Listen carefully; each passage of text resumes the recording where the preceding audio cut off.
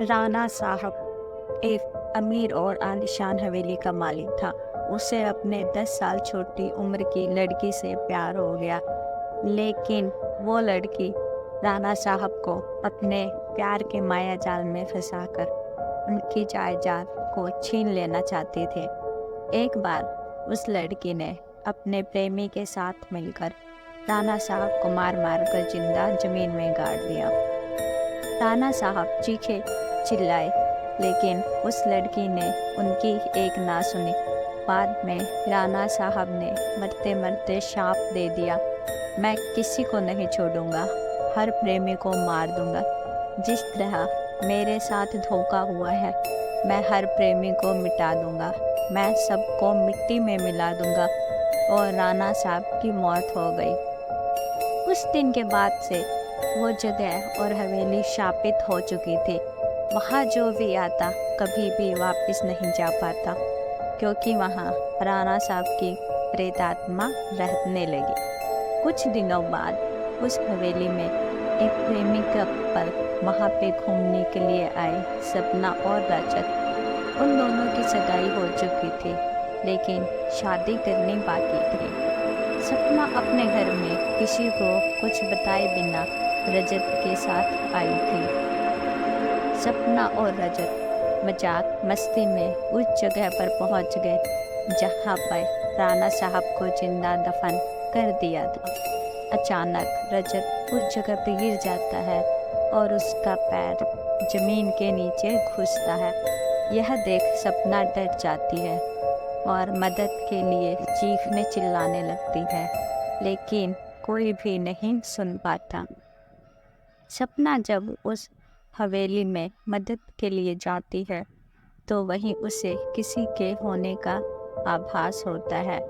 उसी वक्त तुरंत अपना गिर जाती है और उसका पैर पकड़कर उसी जगह पर खींच के ले जाता है जहां राणा साहब और रजत दफन हो गए थे।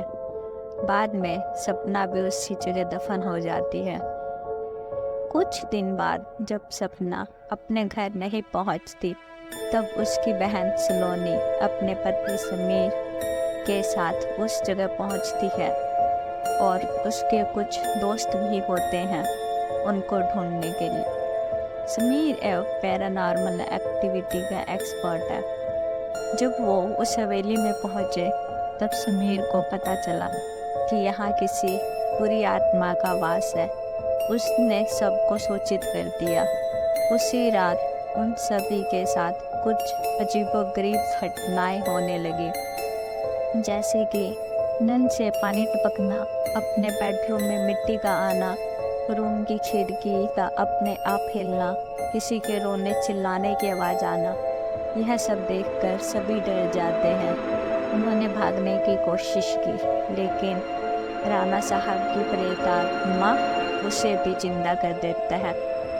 उन जब लोगों को पता चलता है कि उनका एक सहकर्मी भी गायब है, तो वो लोग भी डर जाते हैं। लेकिन समीर बताता है, हमें यहाँ से बाहर निकलना है तो हमें उस आत्मा को बुलाना होगा और उनसे पूछना होगा कि वो आखिर चाहती क्या है।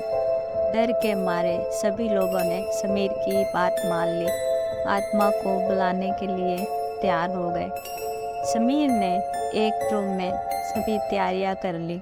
बताया कि जब तक हम आत्मा से पूरी जानकारी नहीं ले लेते, तब तक कोई इस रूम से बाहर नहीं जाएगा और कुछ भी हो जाए, कोई किसी का हाथ नहीं छोड़ेगा।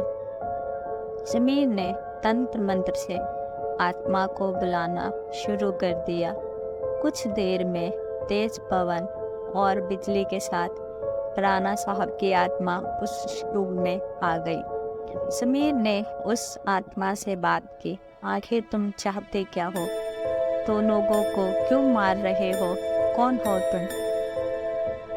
राणा साहब की आत्मा ने कहा, निकल जाओ यहाँ से, मैं किसी को नहीं छोड़ूंगा, सब मर जाएंगे।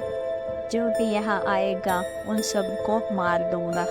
इतना कहकर आत्मा चली गई। उन लोगों ने बाद में सपना की आत्मा को बुलाया और पूछा, आखिर उनके साथ हुआ क्या? सपना ने आत्मा उन सभी को सारी हकीकत बता दी और कहा कि मुझे राणा साहब ने ज़मीन में जिंदा दफन कर दिया। सलोनी ने अपनी बहन सपना से पूछा, राणा साहब की आत्मा को कैसे मारा जाए? सपना ने बताया, जहाँ राणा साहब ने हम सबको दफनाया है, वहाँ पास में माता जी का त्रिशूल है। उस त्रिशूल से राणा साहब की आत्मा को मारा जा सकता है और इस महल को उनके चंगुल से बचाया जा सकता है। इतना कहकर सपना की आत्मा वहाँ से चली गई। समीर, सलोनी और बाकी दोस्तों तुरंत उस जगह पर गए जहाँ राणा साहब को दफनाया गया था।